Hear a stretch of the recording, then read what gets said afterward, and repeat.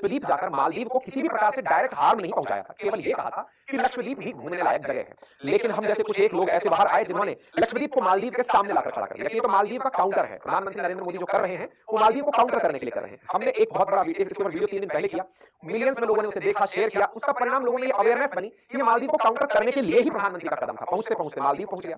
मालदीव के नेताओं को यह बात बुरी लगी कि आगे तो लक्षद्वीप को हमारे सामने लाकर खड़ा कर दिया, ये हमारी बराबरी कैसे कर पाएंगे। बराबरी में उनसे कुछ कदम गलतियों के बाहर आ गए। भारत ने उनको सबक सिखा दिया और परिणाम ये निकला कि जो प्रधानमंत्री वाकई में चाहते थे वो काम हो गया। चाहते क्या थे? लक्षद्वीप और इंडियन आइलैंड्स को बढ़ावा देना। अब आपके दिमाग में बड़ा प्रश्न बनेगा, बाहर अगर कोई घूमने जाता है तो इससे हमें क्या दिक्कत है? मैं बताता हूं क्या दिक्कत है।